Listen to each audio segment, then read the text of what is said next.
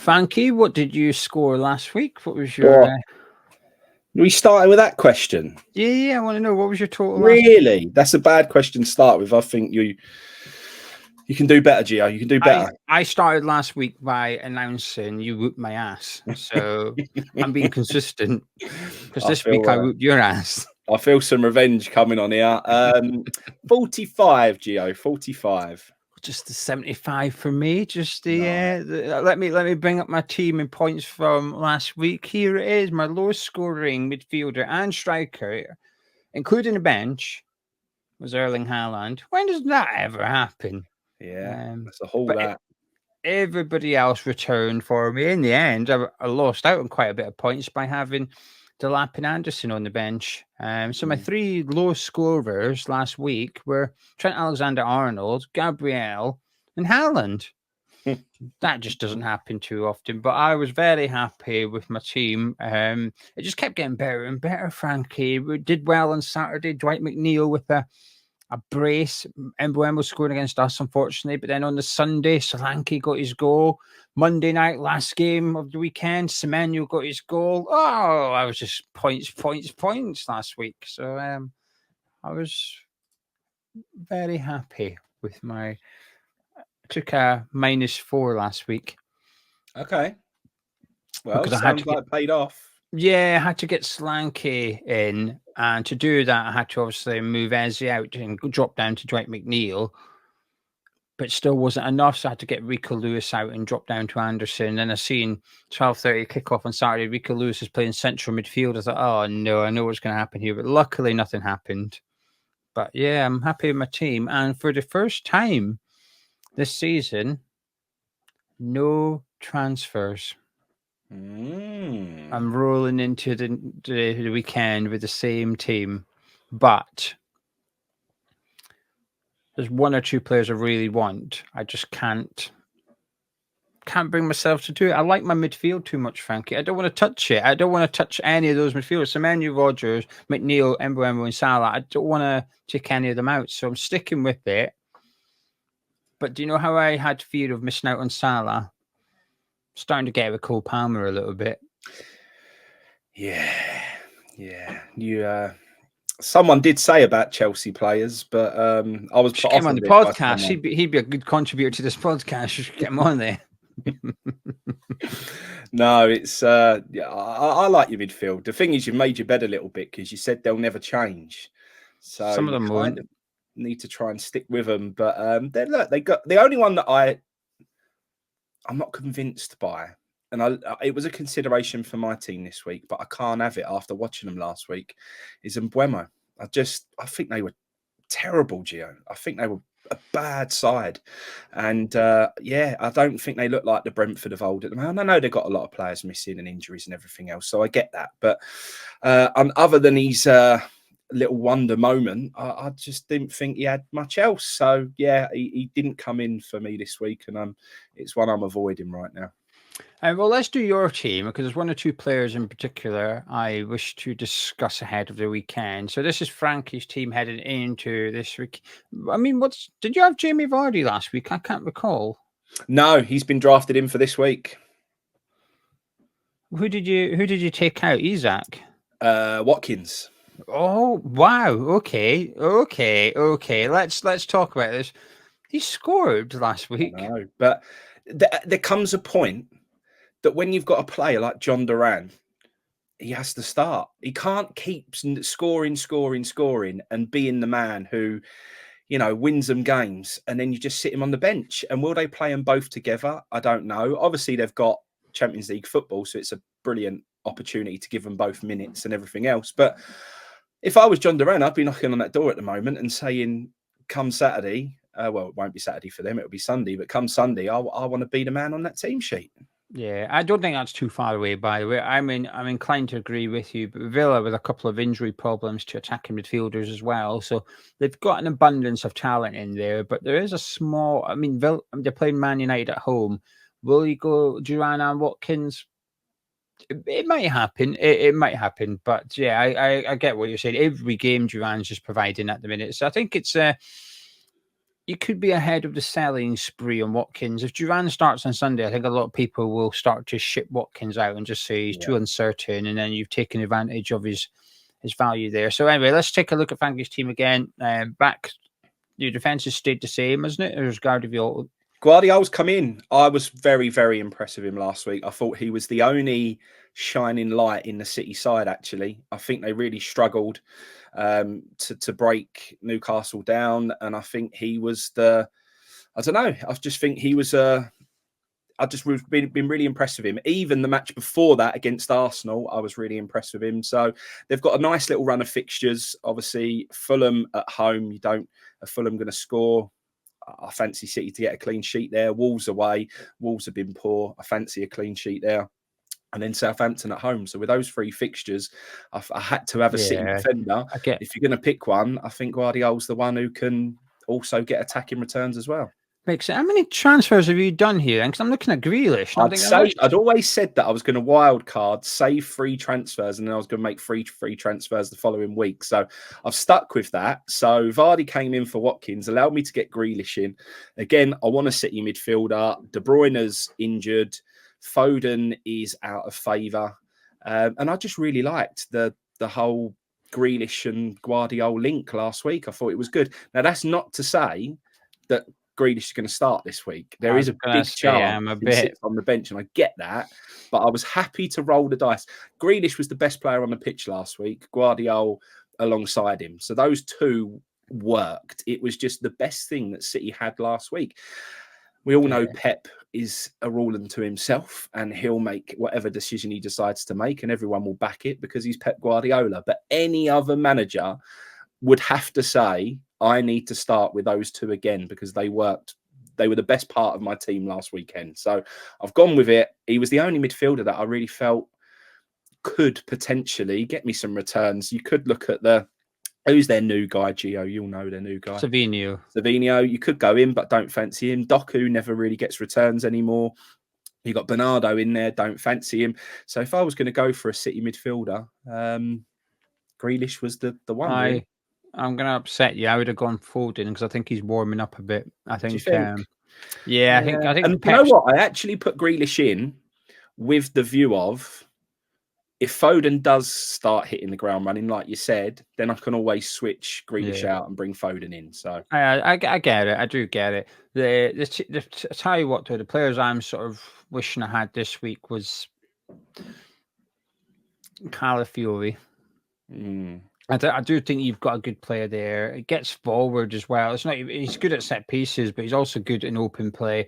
Southampton at home, I feel like you've got the clean sheet in the bag already before you've even kicked off, and there's a chance that he's going to return as well. He's the one player I'm a bit that I don't have, and possibly Saka. I'd like to an Arsenal, but the thing is, I'm just not willing to touch my midfield. I've got no budget to play with, I should add. It's not like I can just take Mbeumo and get Saka in. It'd have to be Salah that made way for me to get an Arsenal midfielder, and I'm not doing that. So I'm a bit worried that I've got no Arsenal attacking player in there. Havertz would be my second choice behind Saka. I see a lot of people taking Trossard or Martinelli. Martinelli's starting to play himself into form a little bit, but I'm still a bit hesitant with those 2. I still think there's a Raheem Sterling story coming at some point on the horizon, and Waneri as well, a young player who's looked really good since coming off the bench. Again, will he start? Not yet, but he's certainly knocking on the door. But Frankie, fair play to Brennan Johnson. You picked Jimmy, and he got you. I'd assume he was your highest point scorer last weekend. And that got me out of trouble, actually, to be honest, because I was looking very bleak until he got that. Done it again last night. Came on, notched again last night with a lovely finish to the far post. So that was brilliant. So he'll be full of confidence. So that's mate. I thought I pulled a masterstroke last week. I thought I'd just done something that nobody else would have done, which was taking the captaincy off Haaland and moving it around. And after the early games were done and Haaland hadn't scored and I'd captained Luis Diaz, I really thought that I'd done something that would get me a little advantage over everyone else. And then Luis Diaz comes out and don't get any returns. So very, very frustrating. Yeah, I did the same. I put it on Salah, and that annoyed me. Is that when I'm like yourself as well. When I seen Salah didn't do anything, I was like, get in. That's what I need. I need him blanking. Even though I've got him in my team, other people. I just assume everybody's got him. So it's a case of I need him to blank so that I can pick up some points here. But just looking at the foreign players, Palmer at the top, followed by Watkins, then McNeil, and Sanchez of Chelsea, which is perhaps a bit surprising. Onana, Haaland, Raul Jimenez. I don't want him to. I mean, you just can't touch Man U players at the minute. They're appearing on this list, but I ain't having it at all. They're an absolute basket case of a club right now. Did it again last night. They come out, go 2-0 in front, early doors, and you're thinking, here we go. Man United have found a little bit of something. And then 5 minutes later, they're 2-2. It's just, you couldn't have more Jekyll and Hyde within the first half hour of a game if you tried. So, yeah.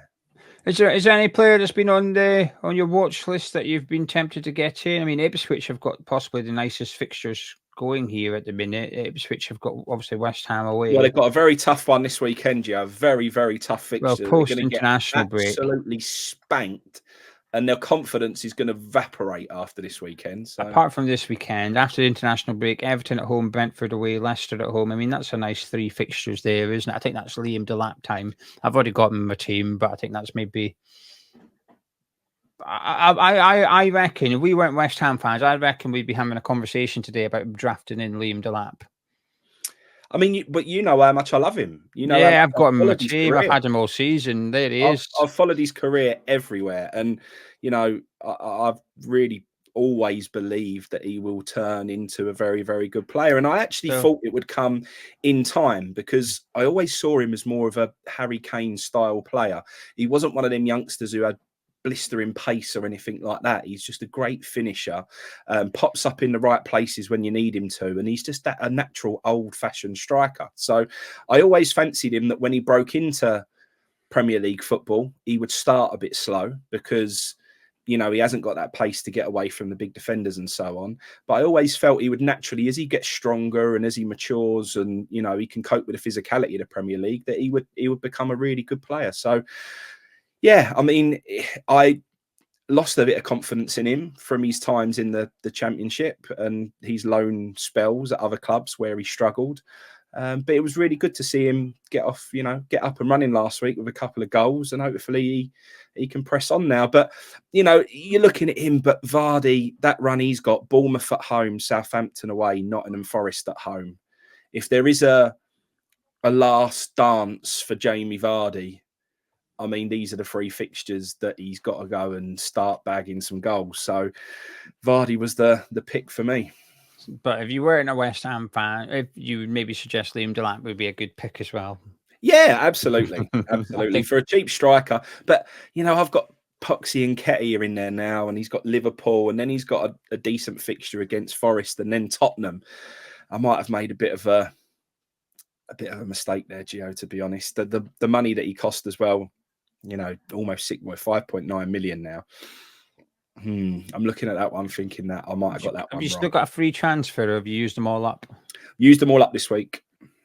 I maybe Monday morning, I maybe be getting him out in Liam Delap in, I would. Yeah, no, it makes sense. To be honest, that was my other option with the free transfers that I did this week. I was very tempted to take him out and put Havertz in and have Havertz up top. But that would have allowed, you know, I wouldn't have been able to get Guardiola and Grealish. But yeah, these are all part of the game, isn't it? It's all. Delap at 5.6 is my player to get this weekend, I think it's a long-term pick as well. 5.6 million for a striker, starting every week in the Premier League, scoring goals in the Premier League. I think that's an absolute bargain, and it's one of them you almost don't feel guilty if you bench him. So I think Delap is someone you can go get that'll free up your funds elsewhere. So let's pick 3 then. Let's pick 3 players each. For people watching are thinking, who do I go get this weekend? These are our 3. I would say Liam Delap, number 2, Calafiore. I think 5.8 million is cheaper than Saliba and Gabriel. He's 0.4 million cheaper than Gabriel. But I actually think his attacking returns will be greater than Saliba's and possibly better than Gabriel's as well.